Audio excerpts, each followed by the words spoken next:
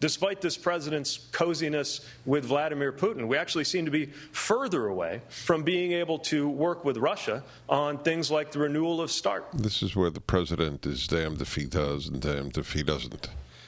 If he works with Russia on START or anything else, he's in Putin's pocket.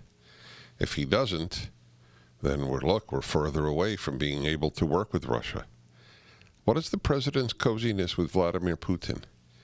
Taking on Iran is one of the worst possible things an American president can do, vis-a-vis Russia. This was a big blow to Russia, the killing of Soleimani, and Russia condemned it strongly. Where is this idea for coziness with Putin? They make up things on the left, and then they carry it.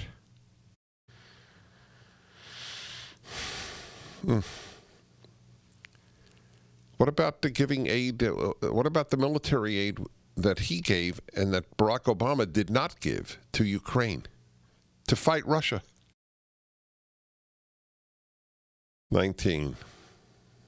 How would you prevent Iran from gaining a nuclear weapon? All right, Amy Klobuchar. What I would do is negotiate.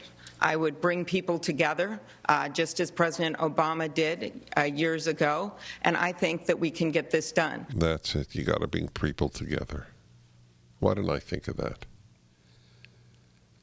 Minnesota, thank you for bringing her to the national stage. That is how you prevent Iran from gaining a nuclear weapon. Bring people together, just as President Obama did.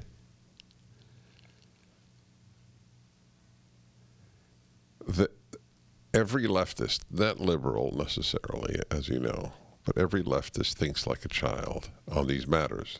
There may be wonderful people in other ways. Humans are complex, I know that. Leftism is make-believe. Men can give birth. That's make-believe. I want to believe it, ergo it's true. Let's bring people together. As if scum don't run Iran. You don't bring people together with vile human beings. You confront them. I don't know of an exception to that rule. Confront doesn't mean make war. There are many ways of confronting. The President of the United States has done a great job. The previous president did a horrible job. Bring people together. Oh, that was one of the charming lines. Number 21, Mr. Steyer. What worked with President Obama was an alliance of our allies and us putting economic pressure on them for them to give up their military tactic. That, to me, is called strategy. Mm-hmm. So the president putting economic pressure is not strategy? And what economic pressure did he? The whole point was to relieve sanctions. Wait, are you, Mr. Steyer, for sanctions or are you not for sanctions on Iran? The pablum of the evening is so painful. That was called strategy. But if the president called Trump does it, it's not called strategy. Okay, moderator 22. Senator Sanders, you have said that New Deal, the USMCA, quote, makes some modest improvements, yet you're going to vote against it. Aren't modest improvements better than no improvements? No. Mm-hmm. No, exactly.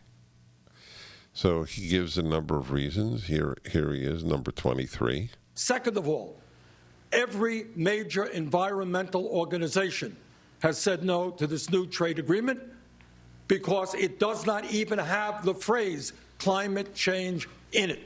And given the fact that climate change is right now the greatest threat facing this planet, I will not vote for a trade agreement that does not incorporate very, very strong principles to significantly lower fossil fuel emissions in the world. There you go. So workers of the United States and other countries, I'm sorry, But since climate change is not addressed, even though I acknowledge it will help you, doesn't matter, because this is the greatest threat facing the planet. My dear friends, I don't believe that. All right? I'm not saying he's lying. I'm just telling you I don't believe it. He does. I don't believe it in part because, as I've read to you, for now 30-plus years, I've been told it's the greatest threat to the planet.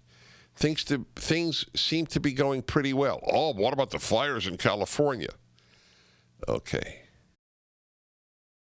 There are many reasons for them. Climate change is a minimal factor. Same with Australia, where there are so many other factors, including environmental policies about not burning brush.